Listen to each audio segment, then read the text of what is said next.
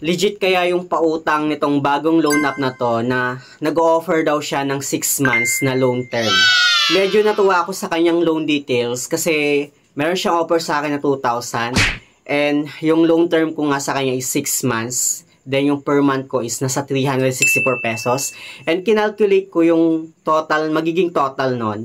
Nasa 180 plus lang yata yung magiging interest niya. Ganun kababa. Well, i-review muna natin siya kung legit ba siya or isa na naman ba siyang budol na loan app. Kaya naman kung interesado ka dito sa ating panibagong topic, keep on watching.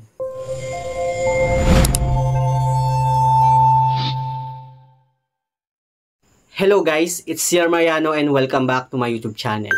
At kung hindi ka pa nakapag-subscribe sa aking channel, please subscribe dahil palagi akong nag-share ng mga experience ko at nag-review ng mga or online lending platform kung legit ba o hindi dito sa ating channel. So meron naman tayong panibagong loan app na pag-uusapan na ngayon ko lang din siya nakilala.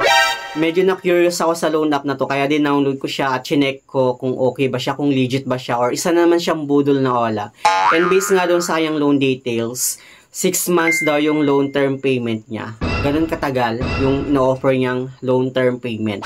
And may offer nga siya sa akin na 2,000. Pero hindi ko sure kung legit ba yung kanyang loan details o isa na namang pambubudol yung kanyang loan details.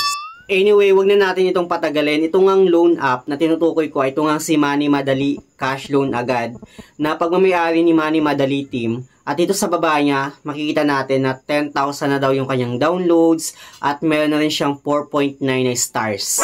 So, nung inopen ko na nga yung kanyang loan app, dito meron siyang privacy policy, statement, and commitment na kailangan nating basahin at intindihin bago natin pinapasukan yung mga loan platform na katulad nito, no? And dito na scroll down lang natin, tapos click lang natin yung understand and agree. At dito nga magpo-provide tayo ng cellphone number na gagamitin natin sa kanilang applications. At ilalagay din natin yung ating verification code o yung OTP na na-receive natin doon sa number na nilagay natin. Sa kanyang dashboard, makikita natin yung maximum loan amount na pwede nating mahiram sa kanya, which is 65,000 daw. Ganun kalaki yung pinapautang nitong loan app na to. And yung loan term niya is 180 days. At yung interest rate niya is 0.05% per day. So, clinic ko na nga yung apply now. At dito sa kanyang permission, meron nga silang hinihinging permission na kailangan nilang ma-access sa cellphone natin. Katulad na lang ng account information, personal information, contact information, job details, financial data, use behavior data, camera access, memory access, location access, device information permissions, at yung ating storage permission. So, ganun kadami yung mga hinihingi nilang permission. Itong loan app na to, bago tayo mag-agree or cancel, nakadepende sa inyo guys, no, kung tutuloy pa ba kayong umutang sa mga ganitong klase ng loan app sa dami-dami ng mga hinihingi niyang permission. Dahil nga curious ako dito sa loan app na to, nag-agree na lang ako. At ito nga sa kanyang ID information, kailangan natin mag-provide ng isang valid ID. So, yung mga recommended ID na hinihingi niya is driving license, PRC, SSS, passport, postal ID, UMID.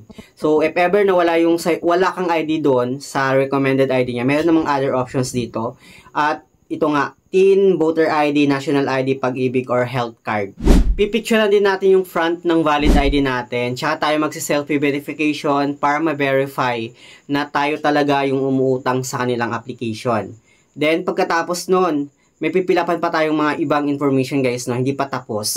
So, dito sa other information na kailangan nating pilapan, which is yung education, marital state, number of credit cards, email, gender, residential address, address details, tsaka yung ating loan purpose, alternative mobile phone number, per optional lang siya, Facebook account optional, Viber account optional din.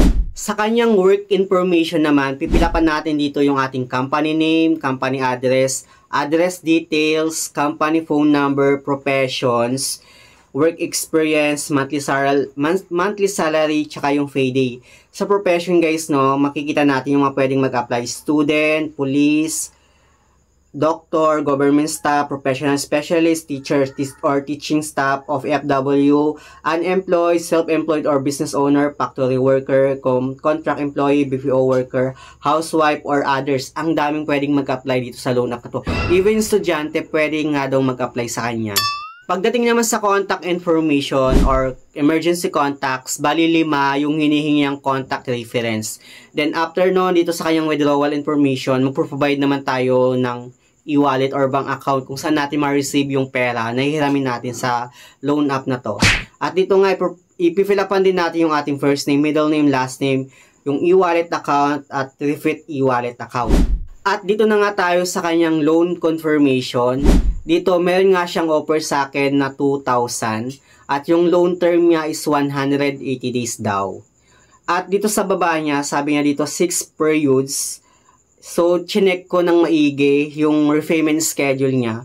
At dito mag-start daw ako magbayad sa October 4. And then nakikita ko talaga yung month niya. Sabi niya 04/10/2025, 03/11/2025. So, dito nagigets ko na 6 months yung kanyang loan term payment. Bali 364 pesos lang daw yung magiging monthly ko sa kanya. At dito chinek ko pa yung detail niya. Meron siyang fee details dito from schedule 1 to schedule 6. Bali 334 pesos yung principal amount and then yung interest niya lang daw is 30 pesos. So kinalculate ko nga siya guys, no, 364 times 6 months. Bali, yung total na repayment na babayaran ko sa kanya is 2,184 pesos. So, yung magiging interest niya lang or total interest niya lang is 184 pesos. Actually, kinonfirm ko yung loan offer niya para malaman ko kung legit or totoo ba talaga yung loan details niya. Pero malakas pa rin talaga yung kutob ko na budol yung kanyang loan details. And as of now, under review pa rin yung application ko sa kanya. Halata nyo rin ba? Kasi ako halata ko din talaga na budol yung kanyang loan details. Like, pinaganda lang siya pero tsaka pala. Well, sa mga merong loan dyan dito kay Money Madali, comment down below at share nyo naman kung legit ba o hindi itong loan app na to dyan sa may comment section. Basta po para sa akin, hindi siya legit at hindi rin siya recommended kasi malakas talaga yung kutob ko na pinapaganda lang niya yung loan details niya para maraming maingganyo na borrower na nag-a-apply sa kanila. Then, kapag once na na-approve ka na, doon mo na malalaman yung totoong loan details niya. Actually, ganun talaga yung ibang mga loan app na ang galing mambudol ng kanilang mga loan details para maingganyo yung mga borrower na nag-a-apply sa kanila. Then, kapag once na approve ka, kinonfirm mo na approve ka, tapos doon mo na lang malalaman kung magkano yung amount na ma-receive mo or magkano yung amount na na-receive mo. Tapos, meron pa siyang mga hidden charge. Kaya naman huwag tayong magpapabudol sa mga ganitong klase ng loan app. So, yun lang naman yung gusto kong i-share about dito sa panibagong loan app na panibagong budol na loan app na naman. Anyway, sa mga hindi pa pala nakapag-subscribe sa aking YouTube channel, please don't forget to like, share, and subscribe. Click the notification bell para lagi kang updated sa aking mga susunod na video. Thank you guys, thank you for watching, and see you on my next video. Bye!